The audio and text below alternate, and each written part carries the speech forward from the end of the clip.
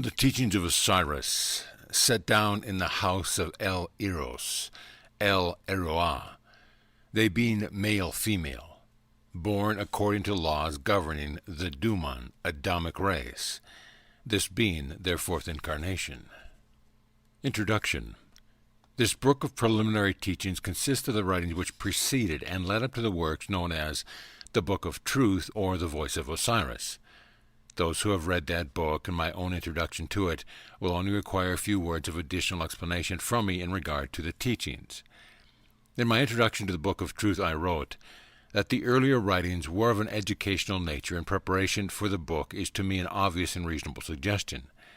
Now that these earlier writings are presented to the public, they will have an opportunity to judge that opinion for themselves. To my mind, apart from their intrinsic interest, the teachings are valuable as showing step by step the gentle preparation of the writer for his work of producing the Book of Truth. From the first night when the writing started and he heard a voice tell him to pick up that pencil and write, to the night, months later, when the voice disclosed its identity and its purpose, the writer was led through a course of instruction of gradually increasing difficulty in various conceptions which were entirely new and strange to him.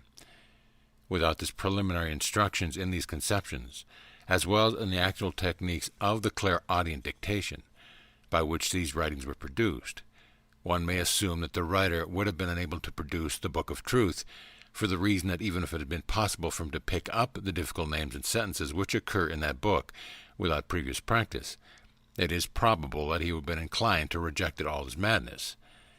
As it was, having had some foretaste of what was to follow, he was ready and willing to undertake the work of the book itself, and when this came it did not seem so extraordinary to him as it might have done. Even so, after he had been receiving the preliminary writings for some weeks, he was worried about himself and asked for my advice, and since April 6, 1925, I had the privilege of being in constant touch with him at his work, and at no time have I discovered anything abnormal about him. Just as they were valuable to him, so I think will the teachings be valuable to the public by showing the easy, natural steps by which an ordinary, normal, everyday man was led to accept the work of writing the Book of Truth without qualm. Certain personal matters which, of course, gave the writer additional confidence in the writings have been omitted, but it will be noticed that a good deal of personal advice with regard to the writer's health has been left in.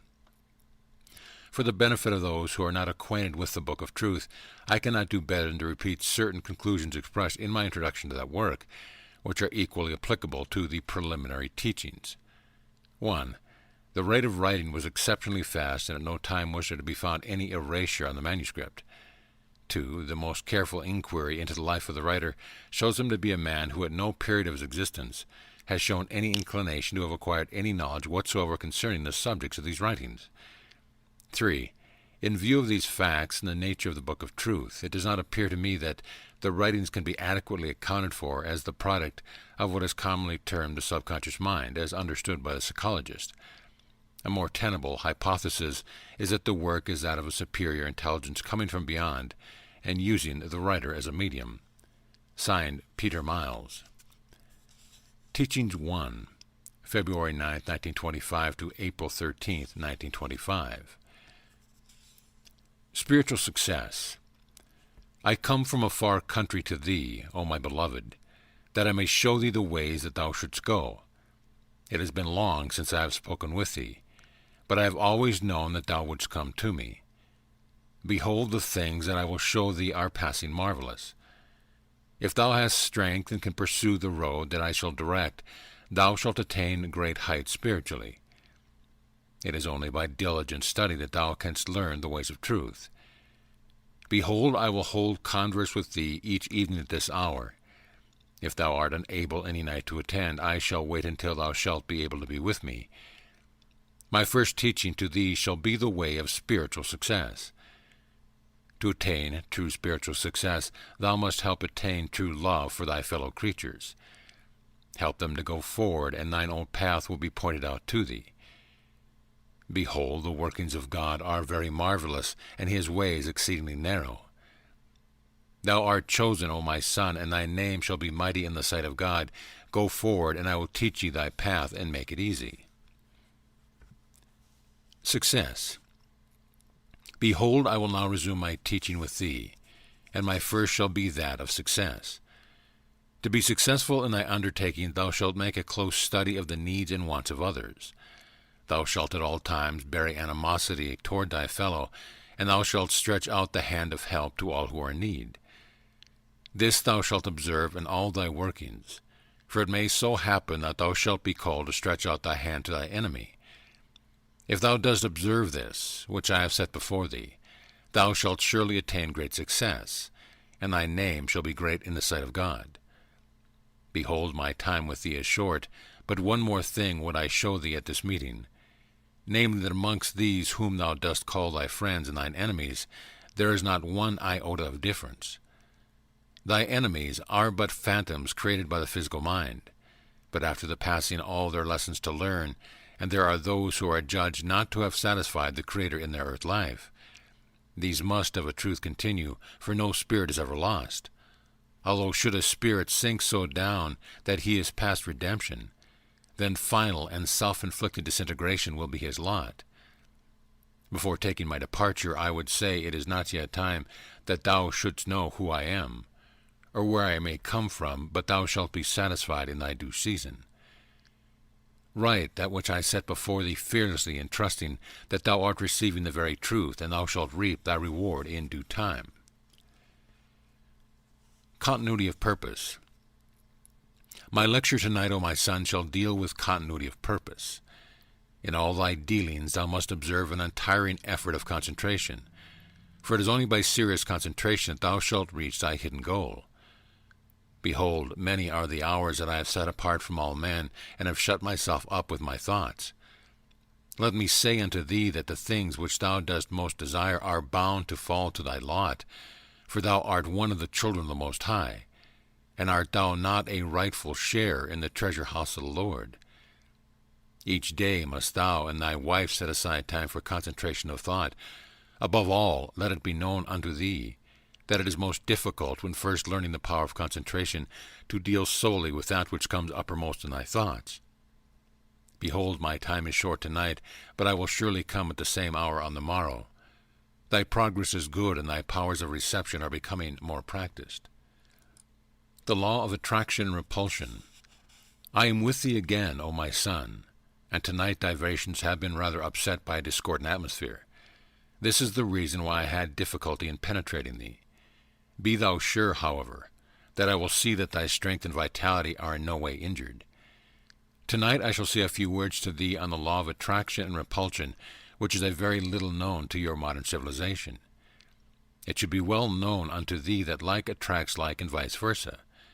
The true reason for this being that a vibration will play on any instrument which has the same rate of vibration as itself.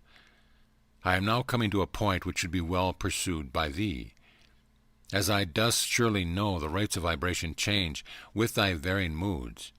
Therefore I would say unto thee, that if thou dost allow themselves to take on the vibrations of jealousy, revenge, temper, or many of the undesirable things that can be mentioned, then dost thou lay thyself open to be played upon by all vibrations of the same sort, and the condition that may dwell around. There is a very old and wise saying which reads, Thus, O my son, thou shalt reap as thou dost sow, but be sure that all thy doing, good and evil, shall come back to their birthplace. On the morrow I perceive that thou art able to be with me to time. See that thou dost rest well. Tomorrow after thy lessons thou mayest put to me any questions appertaining to the success that thou dost think rightfully necessary for the advancement of thyself, and any others who may earnestly need knowledge. How to keep thine own counsel. I am with thee, O my son, and what I have to set before thee is how to keep thy own counsel. This is one of the most important of the laws of nature. Behold, on the spirit side in your earth life. Behold, it is not well to let the world know what is in thy mind, or in the making, as unconsciously those who are acquainted with thy thoughts will send out certain vibrations of thought, and these may not be good to thyself, but may be of a destroying nature, and may altogether mar thy undertaking. Behold, if thou dost have any plan or undertaking, tell it only to those who are actually of thy creed, and who are working solely for thy good.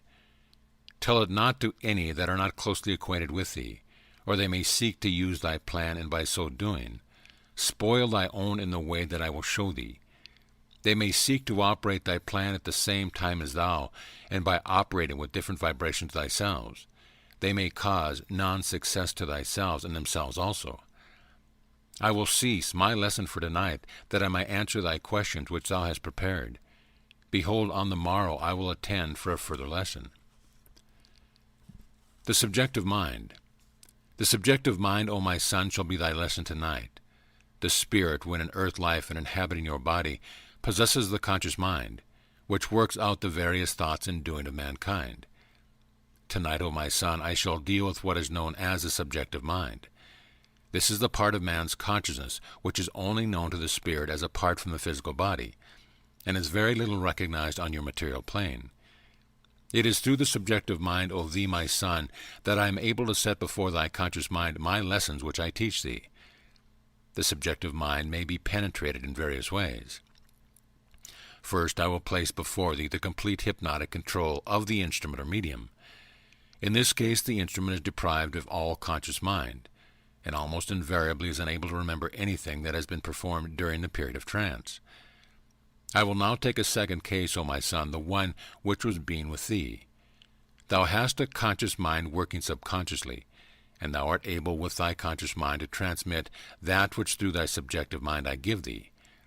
This is the surest way when thou hast complete control, and art able to distinguish between the subjective mind working on the conscious mind, and the conscious working on the conscious. Never, O my son, think of what thou dost wish to say, only simply write what I give, for thou wilt always be able to distinguish. The Immortality of the Spirit. Tonight, O my son, I shall lecture to thee on the immortality of the spirit. The spirit is a rate of vibration which exists within our human bodies. The body is only an envelope to enclose the spirit. In your modern civilization, you have become so material as not to realize that you have the very God within yourself. This, however, is a matter that I shall deal with later on in my teaching. The spirit which inhabits the house of your physical body is endowed with many so-called marvelous or supernatural peculiarities. It is through the immortal soul or spirit that we perceive everything that takes place around us. It is the immortal soul which I would now instruct thee, O my son, how to use. Thy soul, being immortal, has much latent knowledge which only awaits the flinging wide open of the fetters which blind its eyes, and behold, our very bodies would not believe that they have been so blind in their ignorance. Behold, later I shall show thee that thy soul can travel far into the flash of a moment, and can live other lives of which thou canst not even dream.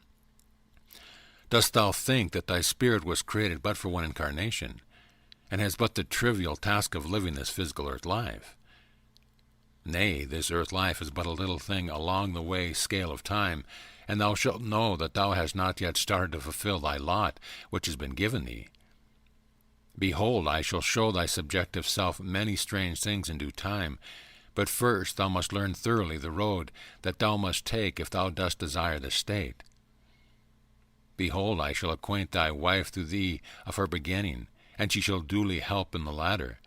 But let her guard that she do not waste her energy by prying too far ahead, for let it be known to thee, O my son, to seek too far ahead is to find nothing. Tomorrow at the same hour I shall stand with thee, and behold, thou mayest question on matters of extreme importance. Get thy horoscope set before thee. Beyond the veil. Behold, O my son, I am at hand, and will teach you one of the teachings which shall show that thou canst live another life during thy rest hours.